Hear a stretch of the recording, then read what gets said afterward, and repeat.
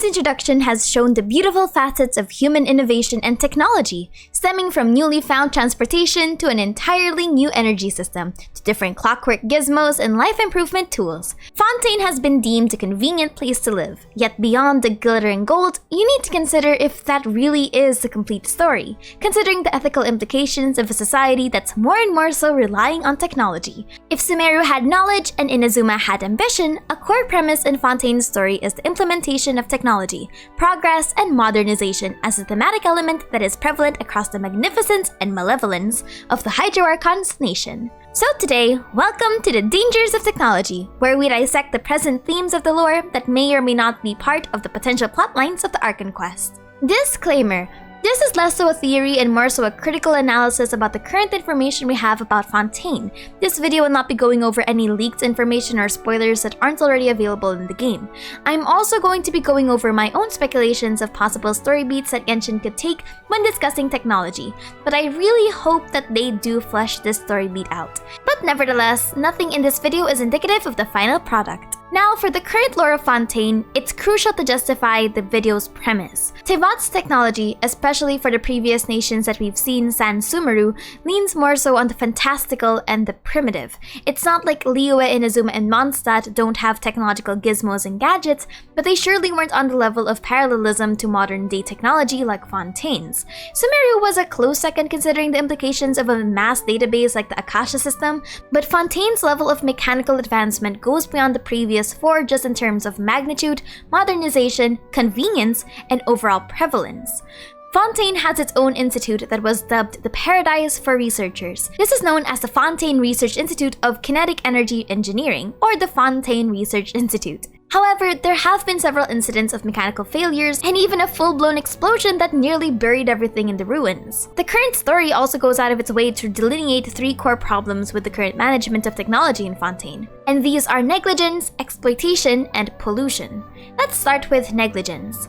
The dangers of progress is its haphazard maintenance, something that is a deceivingly minute problem in Fontaine. Negligence is manifested through the way that the Institute hardly has any kind of true administrative power over the people, but I will also define negligence as the inability to address salient issues like maintenance and security and also transparency. It is mentioned that while the Institute does have a semblance of authority, its implementation of it is either too robust that it becomes overcomplicated, or there's just a lack of it at all. Fontaine may be the land of regulations, but they sure have no true idea how to actually adjudicate those rules for the people.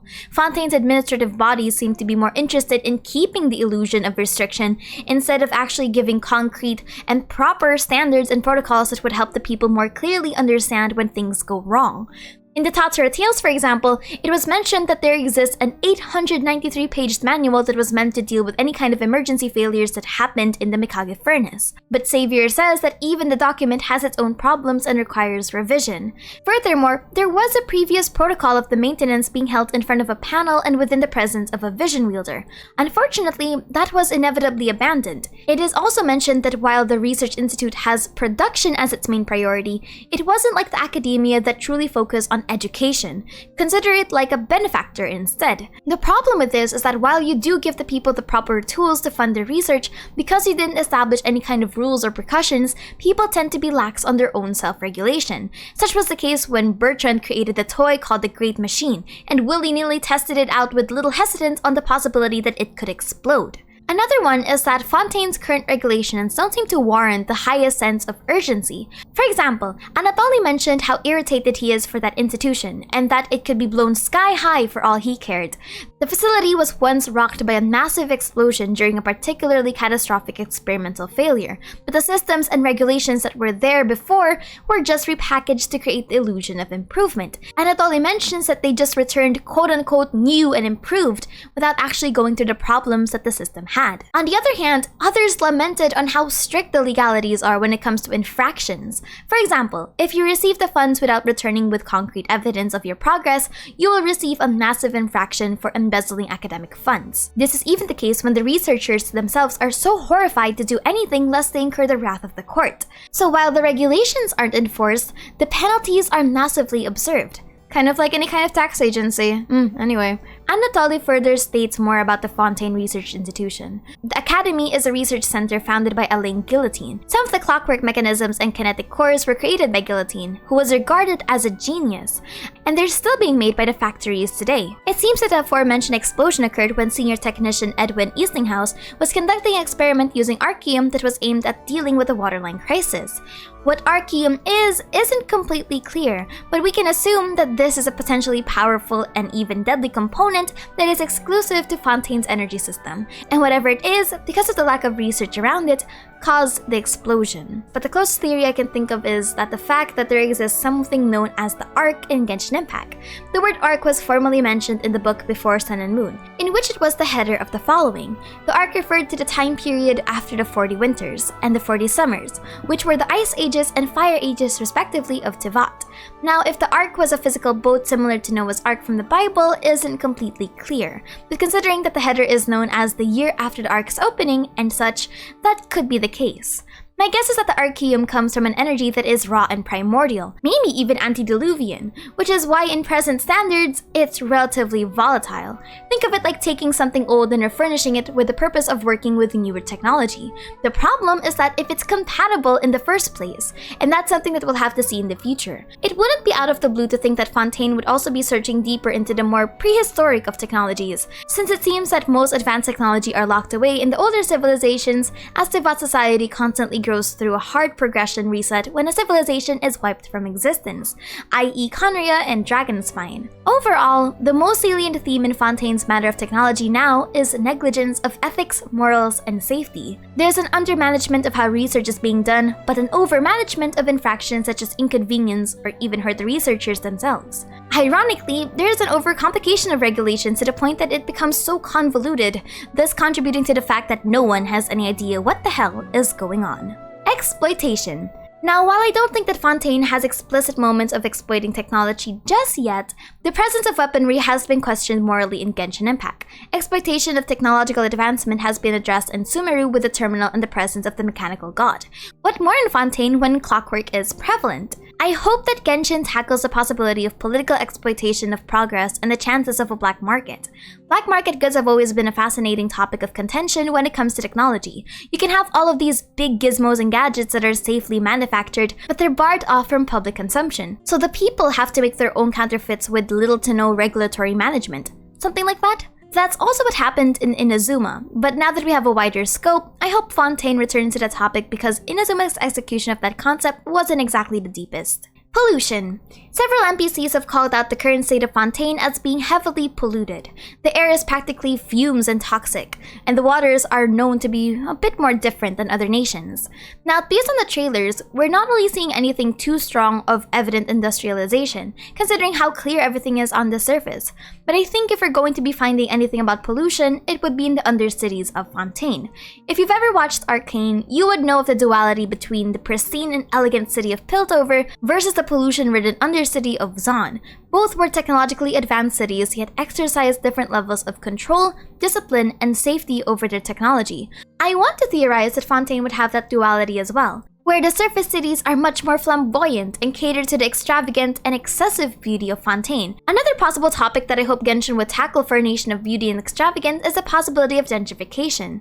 Gentrification is loosely defined as the recharacterization of a low-income urban area by the wealthy to improve housing, aesthetic, or vibe by altering the current lifestyle, but done so at the expense of individuals there who cannot cope with the changes, thus leading to potential displacement. If they want to explore the power dynamic that technology gives to people, it could be that technology is being used as a mask. Fontainians could brag all they want that their lifestyles are more advanced and more convenient than that of the other nations, yet those who do not have access to it at all are left to the dust.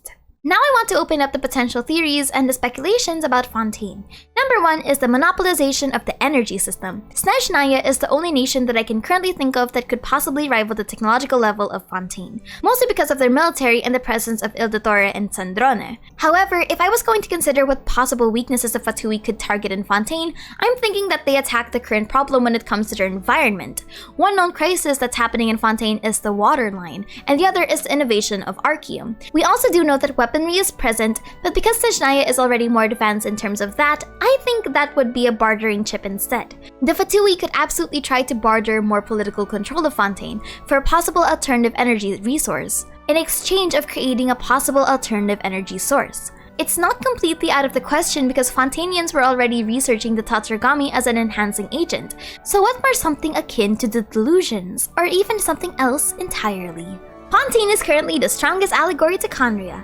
When it comes to the divine, humanity's progress tends to fumble between two core ideologies. First is that while progress isn't completely frowned upon, it's that natural gluttony that humans have for constant improvement that the gods are wary of. And second is that because of their growing intelligence, it bears the mind to question authority overall. Thus, they begin to develop their own items that go beyond the standard human needs, like weaponry, arcane, and things that would divide the natural order. Fontaine's not yet at the level of Khaenri'ah when it comes to that kind of advancement, but it is crucial to consider their ambition.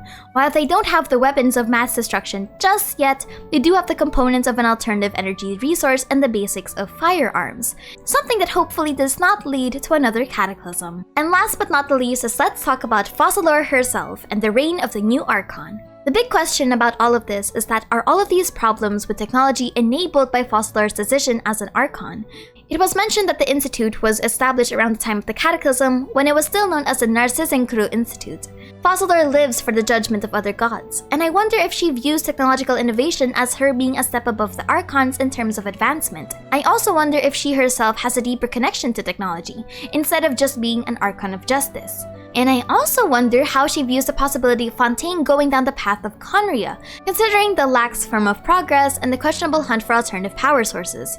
Do you think she'll see all of this as a possible threat to the safety of her nation, or do you think she'll keep convincing herself that everything is okay? But that's it for me today. The technological advancement of Fontaine shouldn't be completely seen as a horrifying precursor to a second cataclysm. Progress and advancement is natural in a social race like humanity.